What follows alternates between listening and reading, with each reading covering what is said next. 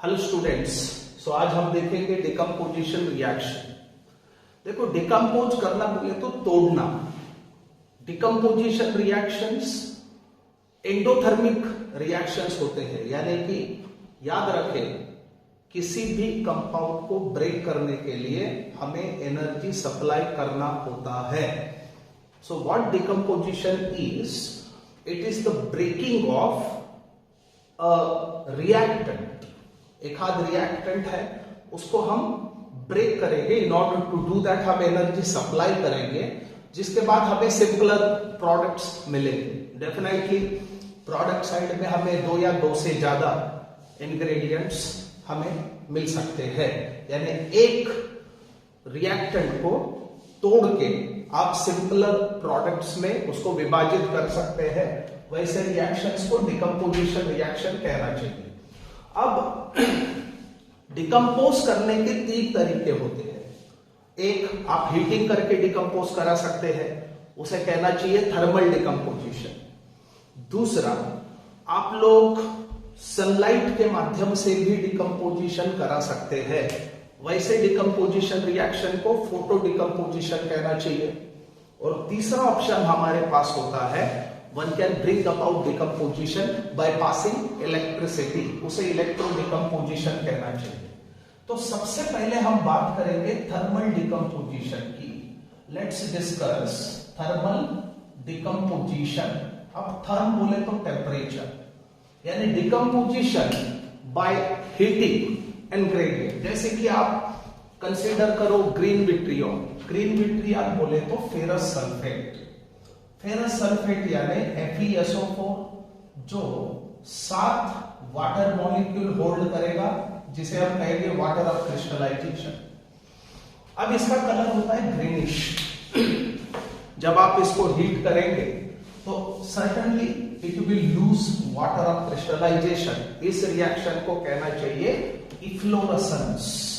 सो इसमें होगा क्या, आपको अनहाइड्रस फेरस सल्फेट मिलेगा और वाटर मॉलिक्यूल जो पहले होल्डेड थे वो रिलीज किए जाएंगे। इस स्पेसिफिक स्टेप को कहना चाहिए इफ्लोरेसेंस। अब आप अगर फर्दर हीट करते रहे तो होगा क्या, ये जो फेरस सल्फेट अनहाइड्रस आपके पास है, तो इसको अगर आप फिर से हीट करते रहोगे तो definitely it will undergo decomposition which lead to the formation of ferric oxide, जिसे आप कहेंगे Fe2O3।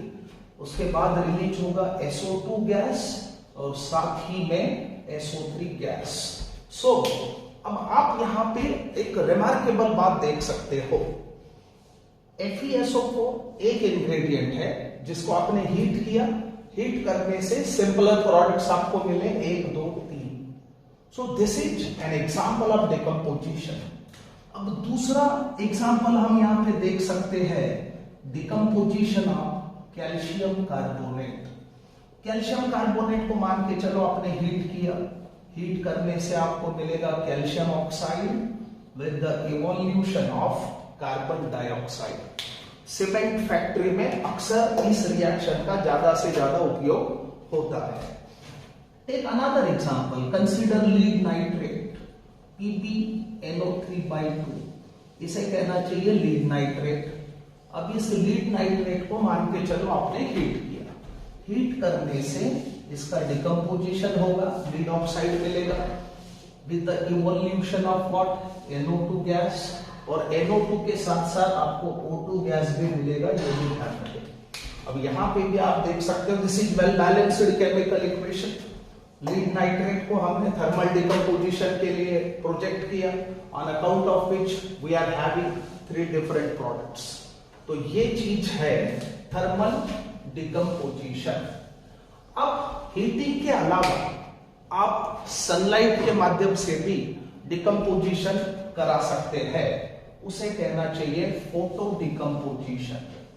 उसे कहना होगा फोटो डिकम्पोजिशन। अब इसमें एक चीज याद रखना, हर चीज का फोटो डिकम्पोजिशन नहीं कराया जा सकता है। फोटो डिकम्पोजिशन उन्हीं कंपाउंड्स का संभव है जो फोटो सेंसिटिव है। फॉर एग्जांपल, मैंने आपको प्रोवाइड किया silver chloride solid, this is a salt. अब इसको मैं बैलेंस तरीके से लिखता हूं। अब ये जो सिल्वर क्लोराइड है इसको आपने एक्सपोज किया टू द सनलाइट। सनलाइट को एक्सपोज करने के बाद इसका डिकम्पोजिशन होगा which lead to the deposition of silver with evolution of chlorine. अब ये जो डिकम्पोजिशन आप देख रहे हो ये on account of sunlight. Another example which can be given is of AgBr, silver bromide.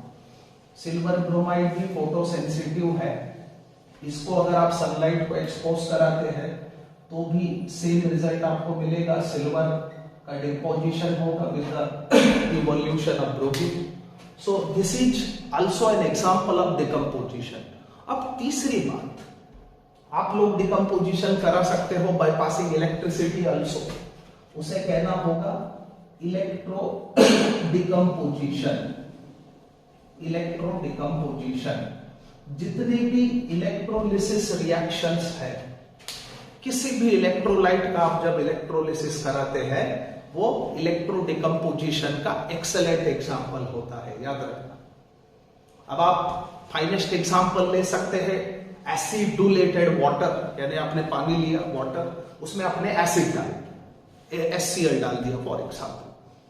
अब वो इलेक्ट्रोलाइट का काम करेगा, तो पानी के अंदर अगर आप एसिड डालते हैं तो उसे एसिडुलेटेड वाटर कहना चाहिए, और उसमें आप अगर इलेक्ट्रिक पोटेंशियल अप्लाई करते हैं यानी इलेक्ट्रिक करंट पास करते हैं तो क्या होगा, सब्सिक्वेंट इलेक्ट्रोड्स पे हाइड्रोजन और ऑक्सीजन गैसेस रिलीज होते हुए आप देख सकते हैं।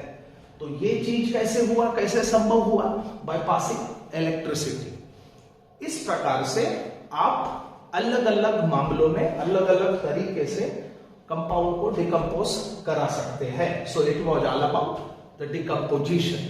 Thank you very much.